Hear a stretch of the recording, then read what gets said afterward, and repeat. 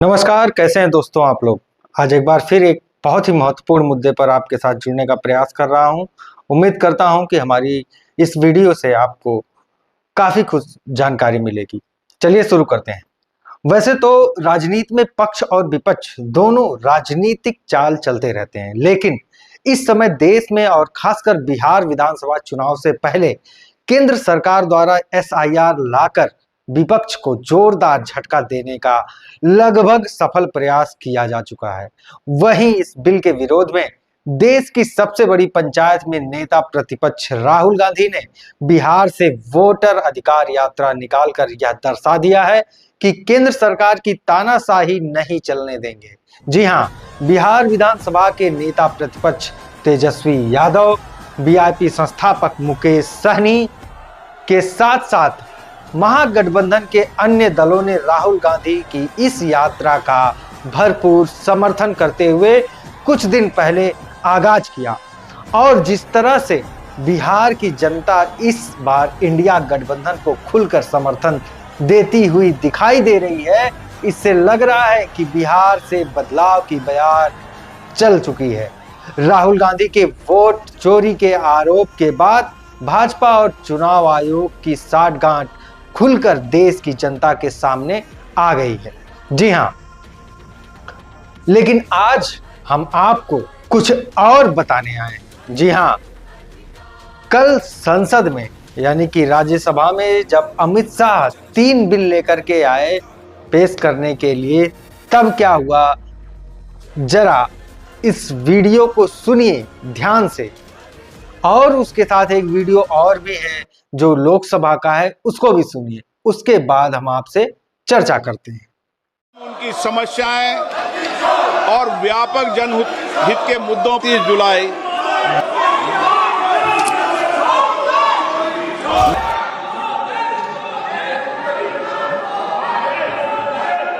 तो सुना आपने, अमित शाह ने 3 बिल पेश किए, लेकिन विपक्षी सांसदों ने इसका भरपूर विरोध किया और सदन में जो आज तक नहीं हुआ था, जी हां, सदन में जो आज तक नहीं हुआ था वो कल हो गया। जी हां, सदन में विपक्षी सांसदों ने नारा लगाया कि तड़ी पार गो बैक, तड़ी पार गो बैक, तड़ी पार गो बैक। जी हां, उसी तरह से लोकसभा में जब प्रधानमंत्री नरेंद्र मोदी सदन में आ रहे थे, तब विपक्षी सांसदों ने ये नारा लगाया, वोट चोर गद्दी छोड़, वोट चोर गद्दी छोड़। यानी कि अब आप ये अनुमान लगा लीजिए कि देश की जनता को जिस प्रकार का विपक्ष चाहिए था, मजबूत विपक्ष, अब वो दिखाई देने लगा है। जी हां, और केंद्र सरकार के तानाशाही फरमानों की खुलकर विरोध भी कर रहा है। साथियों, देश की जनता को जागरूक होने की जरूरत है कि ये जो 130वां संशोधन बिल लाया गया है संविधान में, वो देश के हक में है कि देश के विरोध में, देश के लिए फायदेमंद है या देश के लिए नुकसानदायक है। साथ ही एसआईआर पर भी देश की जनता को समझने की जरूरत है कि इससे देश का कितना फायदा होने वाला है या नुकसान होने वाला है। साथियों, जब से राहुल गांधी ने वोटर अधिकार यात्रा बिहार में शुरू की है और वोट चोरी का आरोप लगाया है, तब से देश में राजनीतिक हलचल बढ़ गई है।